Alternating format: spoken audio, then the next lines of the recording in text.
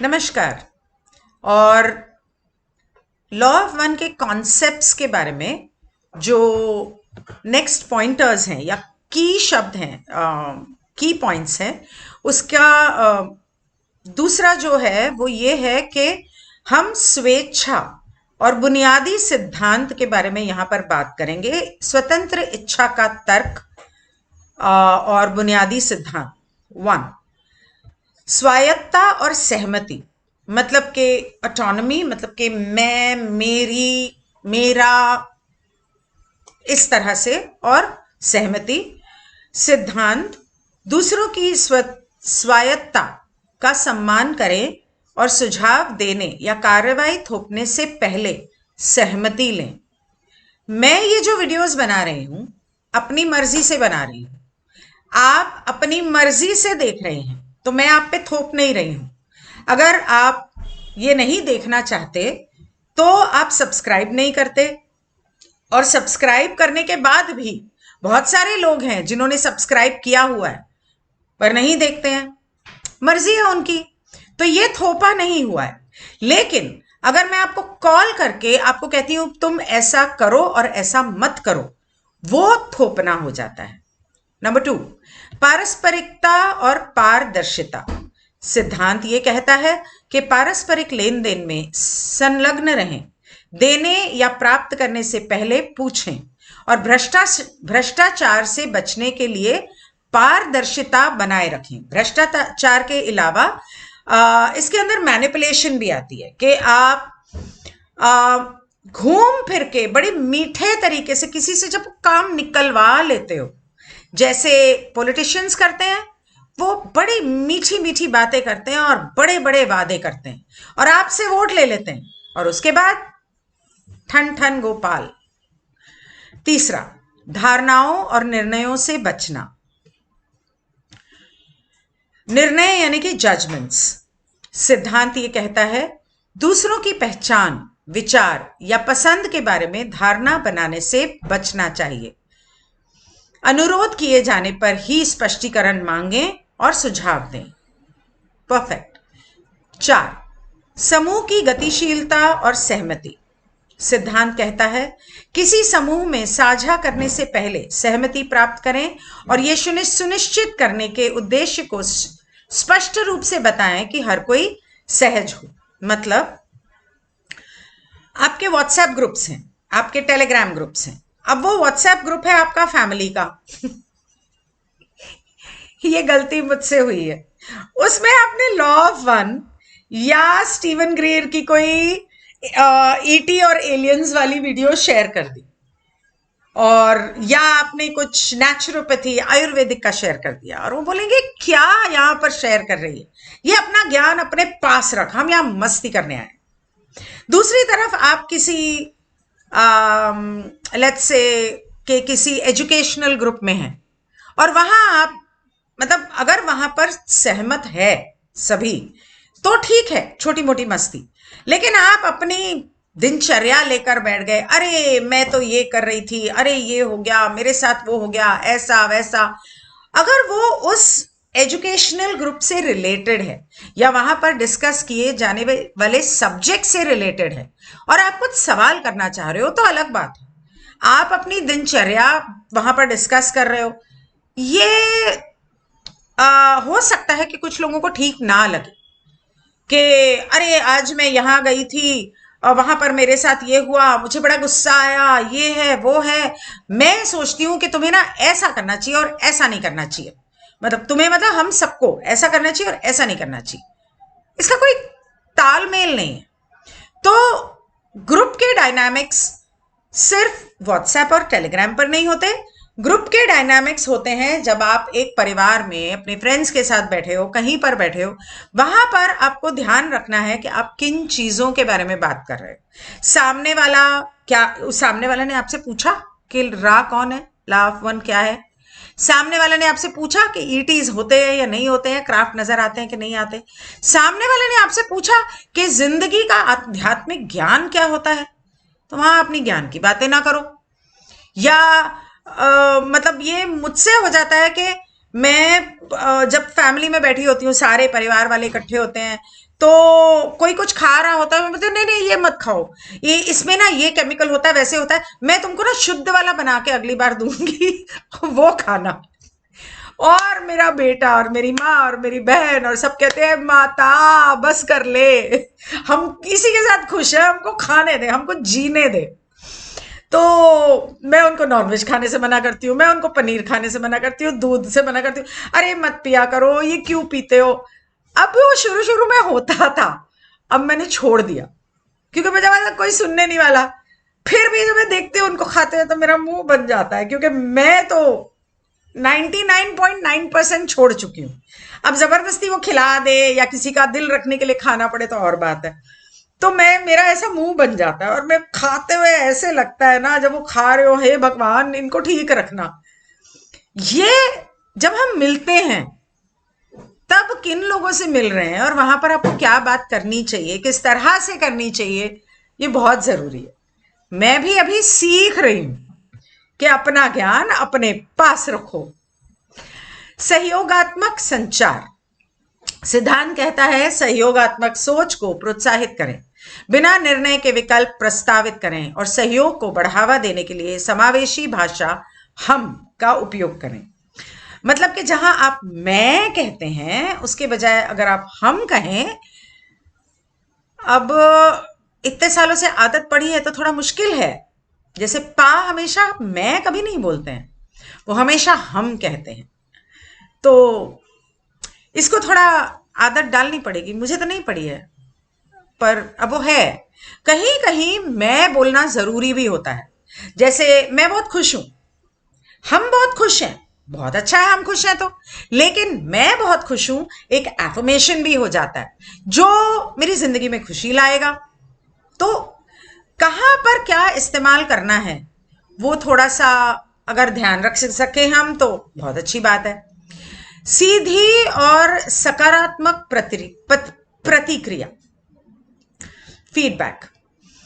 सिद्धांत कहता है गपशप या नकारात्मक चर्चाओं से बचते हुए सकारात्मक और रचनात्मक दोनों तरह से व्यक्तियों को सीधे प्रतिक्रिया प्रदान करें। जोर देने और विनम्रता के लिए विरामों का प्रयोग करें। मतलब आप तो गॉसिप नहीं कर रहे हैं, अरे उसने ये किया उसने वो किया, अब तो कभी कभी बहुत मजा आता है गॉसिप करने में, लेकिन अगर करना ही है तो नाम मत लो। और जितना हो सके कम करो।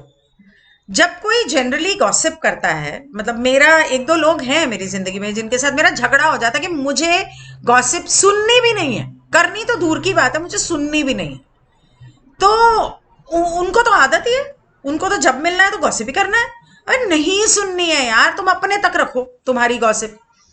तो मैं बहुत अवॉइड करती हूँ इस चीज को।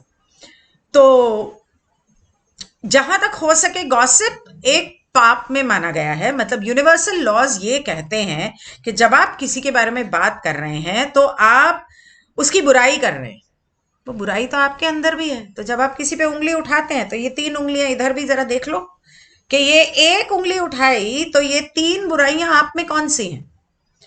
तो जहां तक हो सके ये अवॉइड करना चाहिए। और जब आप किसी चीज पर जोर देना चाहते हैं तो बहुत ही प्यार से, विनम्रता से और धीरे धीरे बात करेंगे तो उसका असर ज्यादा होगा। असर ज्यादा होगा, असर पॉज ज्यादा होगा। ऐसे 7वां, संघर्ष समाधान और व्यक्तिगत दृष्टिकोण। सिद्धांत कहता है समूह सेटिंग में लक्ष्यीकरण या आलोचना करने के बजाय व्यक्तिगत रूप से संघर्षों का समाधान करें। आत्म सुधार के लिए विचारशील चिंतन को प्रोत्साहित करें। मतलब कि अगर कोई मुश्किल आ जाती है, सामने कोई कुछ चिल्ला रहा है, लड़ रहा है, आप पे उंगलियां उठा रहा है, बेमतलब आपको बुरा दर्शाने की कोशिश कर रहा है लोगों के सामने, और आपकी बुराइयां जुओं की तरह एक एक करके निकाल रहा है, चाहे वो है या नहीं है, हो सकता है वो झूठ हो भी नहीं, पर वो आपके साथ ऐसा कर रहा है। या कोई बात हो गई परिवार में, कोई कुछ सोचता है, कोई कुछ सोचता है, कोई कुछ सोचता है, आप कुछ सोचते हो, तो किसी की सोच मिल नहीं रही। तो यहां पर लड़ाई झगड़ा करने के बजाय बैठकर और एक दूसरे की बुराई निकालने के बजाय ये सोचो कि अच्छा ठीक है, तुम ये सोचते हो, तुम ये सोचते हो, तुम ये सोचते हो, मैं ये सोचती हूं। मुद्दा ये है, अब ये सोचो कि इसका सल्यूशन क्या है। अब एक दूसरे पे लांछन लगाने से तो कुछ हल तो नहीं निकलने वाला है ना, तो बेहतर है कि हम सल्यूशन ढूंढें। तो इसके ऊपर थोड़ा विचार करें। तुम जो सोचते हो उसके पॉजिटिव नेगेटिव पॉइंट्स लिख लेते हैं, तुमने जो सोचा उसको भी लिख लेते हैं, तुमने जो सोचा उसको भी लिख लेते हैं, और मैं जो सोच रही हूं वो भी लिख लेते हैं। अब इसके अंदर एक एक ने जो सोचा, किसमें फायदे ज्यादा हैं और नुकसान कम, वो देखना है। कौन सा सल्यूशन जल्दी असर करेगा और ठोस असर करेगा कि लंबे समय तक चलेगा, ये नहीं टेम्पररी मतलब सल्यूशन, लंबे समय तक असर होना चाहिए उसका। तो इस तरह से बैठकर बातचीत की जा सकती है। आमतौर पे ऐसी चीजें होती हैं हस्बैंड एंड वाइफ में। अब हस्बैंड एंड वाइफ बच्चे बड़े हो जाएं उसके बाद माँ बाप के साथ कम समय बिताते हैं, भाई बहनों के साथ भी कम समय बिताते हैं, गर्लफ्रेंड बॉयफ्रेंड के साथ ज्यादा बिताते हैं, और शादी के बाद पति पत्नी के साथ। तो वहां पर जिसके साथ हमेशा याद रखना अब ज्यादा समय बिताओगे उसके साथ ही आपका मनमुटाव होगा।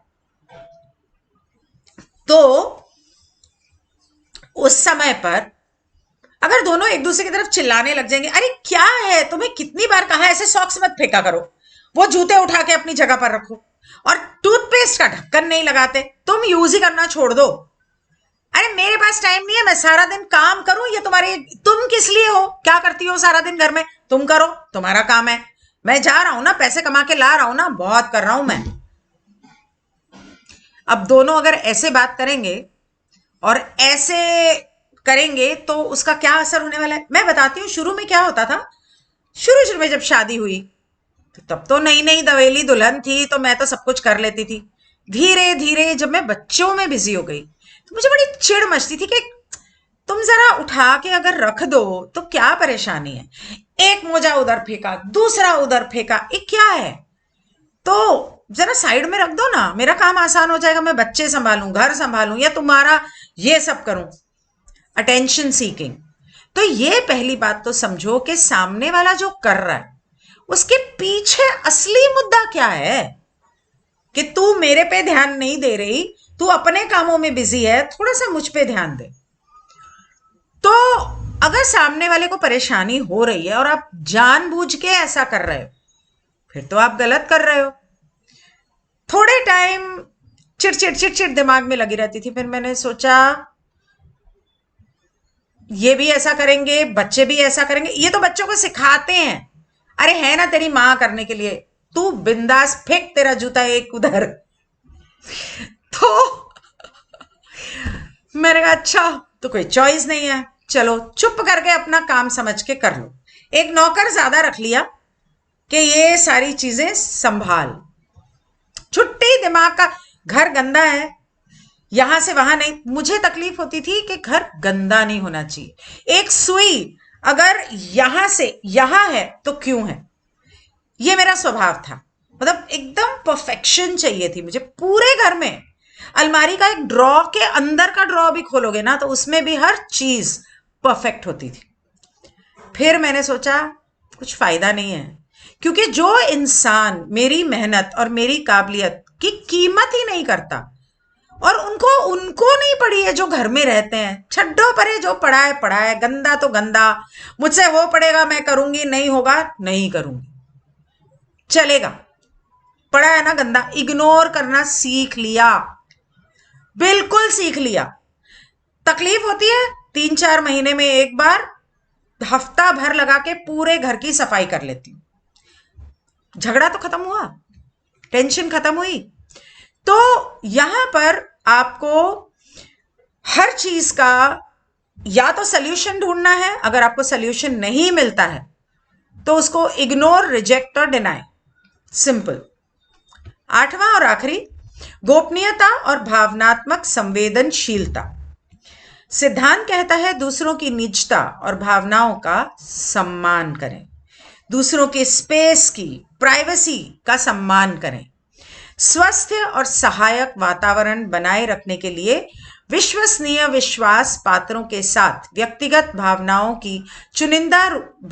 को चुनिंदा रूप से साझा करें।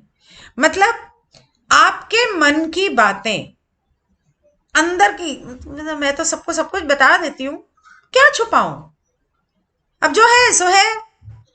तो लेकिन बहुत सारी बातें ऐसी होती है आप हर एक को नहीं बताते हो। तो पहले तो इस चीज का ध्यान रखो कि आप किसको क्या बता रहे हो, क्योंकि हर इंसान आप जितना समझदार और आपका उतना ही दोस्त या अपना हो सकता है कि ना हो। उसने आके किसी और को कही 4 बातें लगा के, उसने आके किसी और को 8 बातें लगा के कह दी, बात कहां से कहां पहुंच सकती है। इसलिए सोच समझ के बोलना चाहिए। और अगर किसी ने कहा है आपको कि ना बताइए, तो आपका फर्ज बनता है कि वो बात उसकी किसी को ना बताओ। क्योंकि एक तरह से जब उसने कहा कि ना बताना और आपने बोला हां, तो आपने एक वादा किया और फिर आपने वो वादा तोड़ दिया। और ब्रह्मांड में इसका बहुत बड़ा कर्ज चुकाना पड़ता है हमें। वादे तोड़ना, बातों से मुकर जाना, या तो आप पहले ही कह दो देख मेरे को तभी बताना अगर मैं बोल सकती हूं, क्योंकि कभी मेरे मुंह से निकल सकती है बात। तो अगर तुम चाहते हो कि मैं ना बताऊं तो प्लीज मुझे बताओ ही मत, मुझे नहीं जानना है, अपने तक रखो। और सबसे बेहतर तरीका है अपने मन की बात किसी को अगर बताना है, अंदर पेट में गुड़गुड़ी हो रही है और चाहते हो कि कोई शेयर ना करे, लिख लो कागज पर, पेपर पे लिखो लाल पेन से और उसे फाड़ के फ्लश कर दो। जो तकलीफ हो रही है, जो दुख हो रहा है, इसने मेरे साथ ये किया, उसने मेरे साथ वो किया, उसको अलग अलग तरीकों से लिखा जा सकता है। नंबर 1, उस समय उसने मेरे साथ ये किया, मुझे बहुत बुरा लगा, मैं बहुत रोई, मैं उसको कुछ बोल नहीं सकी, फाड़ा फ्लश कर दिया। और एंड में कैंसिल कट डिलीट। उसका दूसरा तरीका लिखने का यह है कि उल्टा लिखो। वो इंसान मुझसे बहुत प्यार करता है, उसका उल्टा पहले तो सोचो, उसने ऐसा किया, अच्छा वो ऐसा करता था, हाँ मैं उस पर ध्यान नहीं देती थी ना, तो वो मेरा ध्यान आकर्षित करना चाहता था, उसने ऐसा इसलिए किया।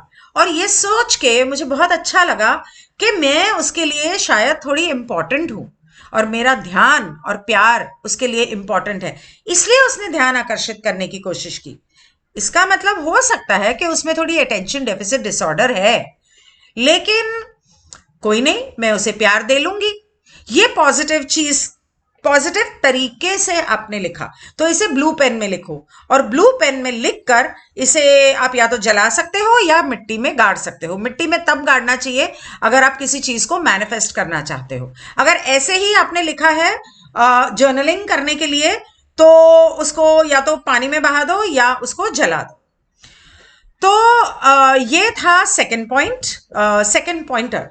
अब आते हैं तीसरे पे। In the next video I will see you soon. Good bye.